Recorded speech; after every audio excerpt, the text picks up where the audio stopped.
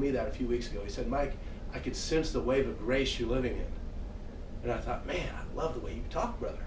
I could sense it on him, right? You got it in your eyes. So everybody, like, put your hands over your face. This is going to be weird. So let's loosen up a little bit. Put your hands over your face. Like, cover it up with whatever you can, right?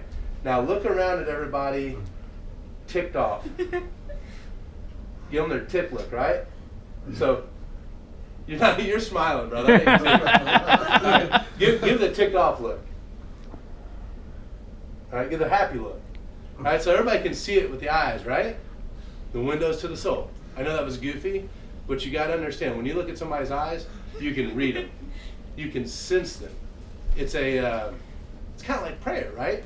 When you pray, God communicates with you. You can communicate with God without making sounds.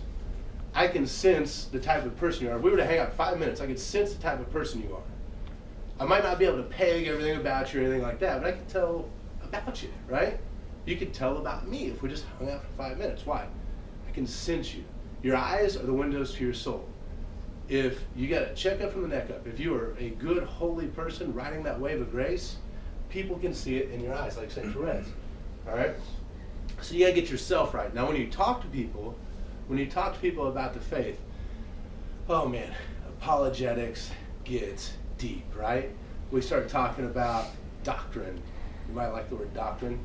Yeah, you mentioned doctrine to a non-Christian.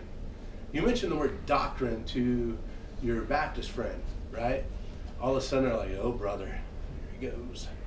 Trust me, because I've done it, right? I've evangelized the worst way ever. Like, I've been the worst salesman and the best salesman, like, over my fantastic 8 years as a mouthy Catholic, right? So here's the deal. Here's what I recommend to you. Use Christ's words. If at all possible, when you have the opportunity, be versed in Christ's words. The ones that make the biggest impact on you, use them. You know, he spent his time on earth telling these parables. What was he trying to do? Keep things simple, right? What else? I don't want to speak for the girls. Guys, we like to do this. We can't just say the car has 4 tires. Nope, we have to say the car has 205, 65, 15s at 35 PSI. They're low profile. I got the spinners. You know, I got some Brembo brakes. We like to make things complicated, right? But Christ didn't do that. He made it simple. I came that they may have life and have it abundantly. You know what people like to say about other Christian faiths? Well, you know, they just tell everybody that everything's going to be great. Works for me, right? If you're a Christian and you live a good Christian life and you follow the precepts of the church, is everything going to be great? If you eliminate sin from your life and you pray and you have a great life with Christ and you raise your family, is everything going to be pretty great? For the most part, yeah. Now, there's still going to be suffering. There's still going to be bad things. People are still going to die. There's still going to be evil in the world. But let's face it, if you're going to sell, this is a pretty good pitch. You know who used this pitch first? Jesus. That makes sense, right? It's all about your attitude, okay?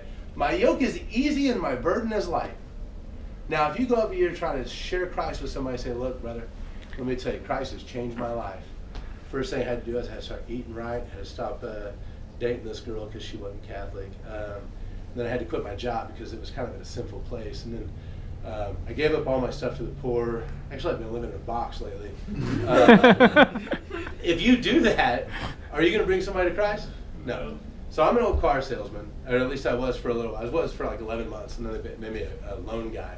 But so here's the deal. When you're selling a car, somebody walks out and says, I really like that car. It's $800 a month and need 10 grand down. Are you selling the car? No. Is the car $800 a month and they need 10 grand down? Maybe. You know, let's get to that later.